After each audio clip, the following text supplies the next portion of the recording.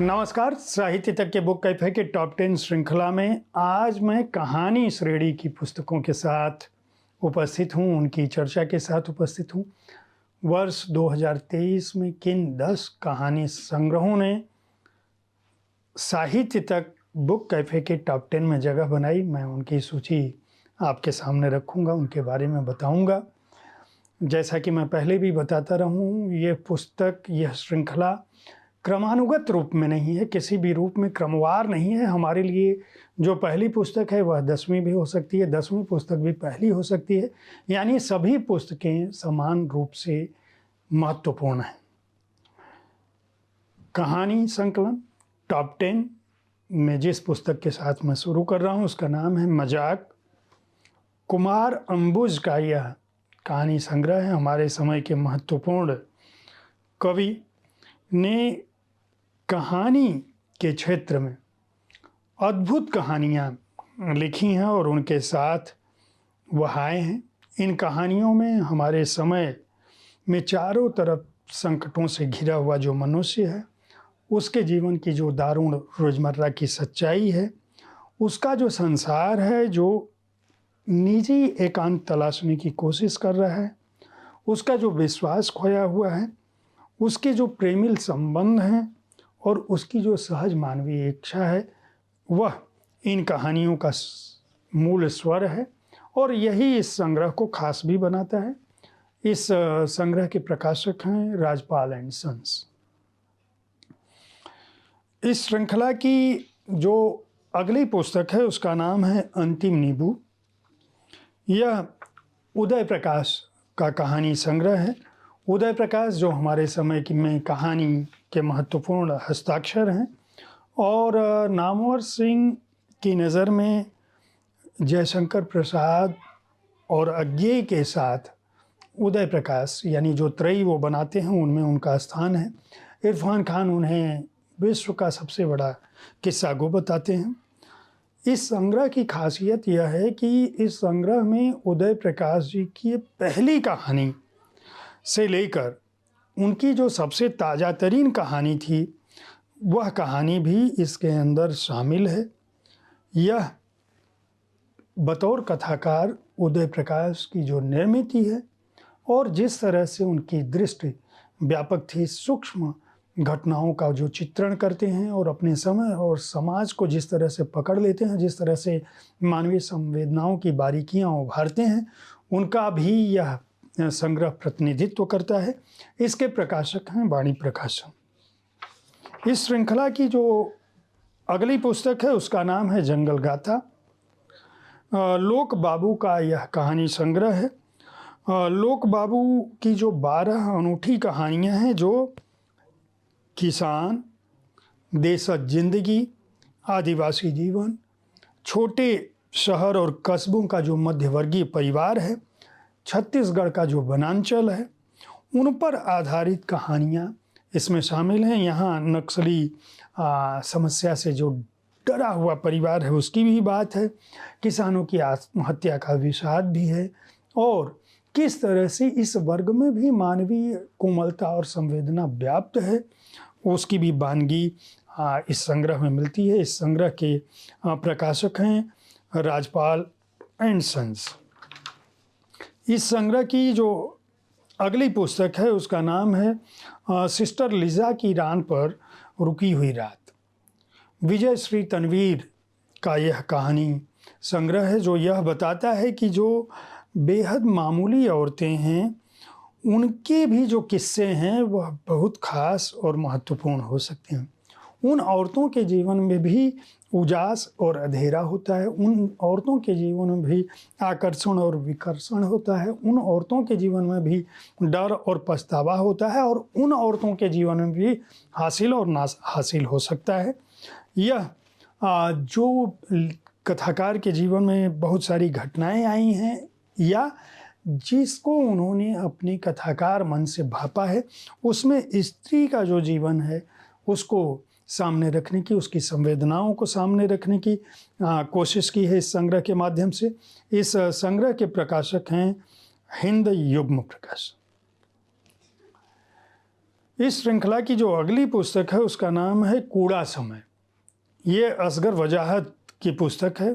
असगर वजाहत लंबे समय से लिख रहे हैं और सोशल मीडिया पर उन्होंने एक नई शैली विकसित की है जो लघु कथाओं के माध्यम से बेहद मारक और तीखा सच हमारे समय का वह रखते हैं। संवाद की शैली में वह उत्तर और सवाल की शैली में ये कहानियाँ सामने लाते हैं और कोशिश करते हैं कि समाज जो है वह अपने समय के एकाधिकारवाद, घृणा, नफरत, धर्म, जाति इन भावनाओं से परे हटकर मनुष्यता के संदर्भ में अपने समय को देख सके। वो कहते हैं कि कूड़े को हटाने की कोशिश कूड़ा पहचानने से शुरू होती है। कूड़ा समय जो है इस दिशा में एक बहुत छोटी सी कोशिश है जो 37 लघु कहानियों के माध्यम से जो इस संग्रह में शामिल है इस दिशा में प्रयास करता है। इस पुस्तक के प्रकाशक हैं राजपाल एंड सन्स। इस श्रृंखला की अगली पुस्तक है दुखान दी कटोरी सुखान दा छल्ला। इसकी रचनाकार हैं रूपा सिंह। रूपा सिंह की जो कहानियां हैं वह सुलगते तपते अनुभवों की कहानियां हैं। खास बात यह कि इन कहानियों की जो पृष्ठभूमि है वह पंजाबी कहानियों की जो कोमलता है, रूमानियत है और जो विभाजन का सच है उनको लेकर सामने आता है।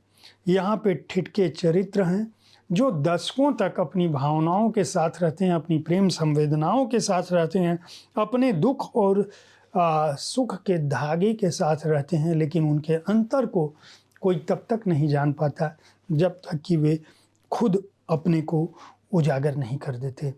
कृष्णा सोवती की तर्ज पर, अमृता प्रीतम की तर्ज पर अपने समय को ली हुई ये कहानियाँ हिंदी के पाठक संसार को बहुत कुछ देती हैं। इस पुस्तक के प्रकाशक हैं वाणी प्रकाशन। इस श्रृंखला की अगली पुस्तक है बोल काश्तकार। रचनाकार हैं संदीप मिल। भारतीय ग्रामीण समाज की विश्वसनीय चित्र जो है और प्रामाणिक चित्र जो है वह बहुत कम आ रहे हैं। गांव से जो लोग शहर आए हैं, गांव का जीवन अब भी उनके दैनंदिनी अनुभवों में शामिल है। उनकी भावुक स्मृतियां शहर की आपाधापी कहीं भी खत्म नहीं कर पा रही है। इस संग्रह की कहानियां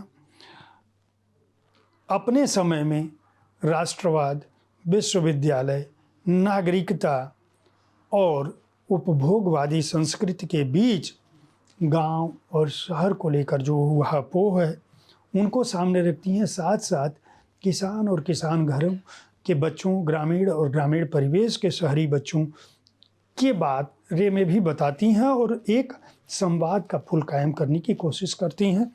इस संग्रह के प्रकाशक हैं राजपाल एंड सन्स। इस कड़ी की जो अगली पुस्तक है उसका नाम है ये दिल है कि चोर दरवाज़ा। किंगसुक गुप्ता इसके रचनाकार हैं। बहुत ही युवा कहानीकार हैं। किंगसुक पेशे से डॉक्टर हैं, लेकिन उन्होंने LGBTQ समुदाय को मद्देनज़र रखकर यह पूरा का पूरा कथानक रचा है, कहानी संग्रह रचा है। इस संग्रह को साहित्य आज तक ने साहित्य जागृति सम्मान के तहत सम्मानित भी किया था उदीयमान कथाकारों में। यह संग्रह यह बताता है कि हमारे समुदाय का यह वर्ग जिसे हम यह सोचते हैं कि ये बीमार हैं या जिनसे उपेक्षा का दृष्टिकोण रखते हैं, दरअसल वे भी मनुष्य हैं। उनके भी हृदय में दिल धड़कता है और उनका भी परिवार होता है। उन्हें इसलिए नहीं छोड़ देना चाहिए कि उनकी अपनी शारीरिक आवश्यकताएं, इच्छाएं आपसे परे हैं। इस पुस्तक के प्रकाशक हैं वाणी प्रकाशन। कहानी श्रृंखला की जो अगली पुस्तक है उसका नाम है मारण मंत्र। बिमल चंद्र पांडे इसके रचनाकार हैं। इन कहानियों में एक अलग तरह की का तेवर है। हम कहेंगे कि इसमें बेधड़क लड़कपन, लंपटई, कमजोरी, बदमाशी नहीं है, बल्कि एक मार्मिकता है, एक विध्वंसक आत्मघाती प्रवृत्ति के परे जो प्रेम हो सकता है, जो रहस्य हो सकता है, जो विभत्स तांत्रिक साधना हो सकती है, जो कामुकता हो सकती है, इन सब का जो मिश्रण होता है हमारे युवाओं में, खासकर उन युवाओं में जो उत्तर प्रदेश के काशी जैसी जगह पे, बनारस जैसी जगह पे रहते हैं।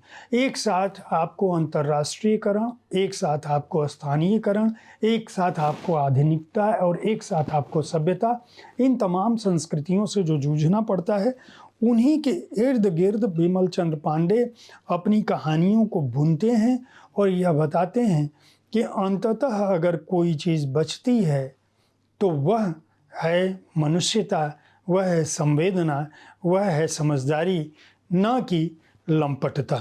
इस पुस्तक के प्रकाशक हैं लोक भारती प्रकाशन और इस श्रृंखला की अगली पुस्तक है सूर्यवाला का कहानी संग्रह बहनों का जलसा। सूर्यवाला हमारे समय की बहुत महत्वपूर्ण कथाकार हैं और इन कहानियों के साथ वह सभ्यता और आधुनिकता के दौड़ में भाग रही पीढ़ी की संवेदनहीन यात्रा को दर्ज करने की कोशिश करती हैं, जहां मध्यम वर्गीय चरित्र पाश्चात्य सभ्यता में रंगने के लिए, चंद पैसों के लिए अपने वर्गगत व्यवस्था को भूलता है और बार बार पश्चिम में पहुंचकर भी दुख, विसंगति, विडंबना, इन सब के बीच अपनी ज़मीन को तलाशने की कोशिश करता है। नेक नीति तलाशती ये कहानियाँ उस समय को, उस संवेदना को संजोने की कोशिश करती हैं जो मनुष्यता का मूल स्वर है। इस पुस्तक के प्रकाशक हैं राजकमल प्रकाशन। ये वर्ष 2023 की टॉप 10 पुस्तकें थी, कहानी संग्रह थे। हमारी कोशिश होती है और हमारी कोशिश रहती है कि हम इस संग्रह में उन अच्छी कहानियों का, उन अच्छे संग्रहों का जिक्र कर सकें जो आपको अंदर तक छू सकते हैं। मेरा दावा नहीं है, लेकिन मैं यह कह सकता हूं कि वर्ष 2023 में जो भी कहानियां लिखी गई, जो भी कहानी संग्रह आए, अगर आप अच्छी कहानियों को पढ़ना चाहते हैं तो इन संग्रहों को खरीद कर पढ़ सकते हैं। विविध विन्यास वाली, विविध कथा शैली वाली, विविध शिल्पों वाली ये कहानियाँ आपको अंदर तक छूती हैं। टॉप 10 की यह श्रृंखला कल भी जारी रहेगी। लेखक, प्रकाशक, कथाकार, अनुवादक और पाठक, आप सभी को बधाई। पुस्तक संस्कृति को बढ़ावा देने के लिए बुक कैफे देखते रहें, टॉप 10 देखते रहें। इस कार्यक्रम के बारे में अपनी राय से हमें ज़रूर अवगत कराएं। धन्यवाद।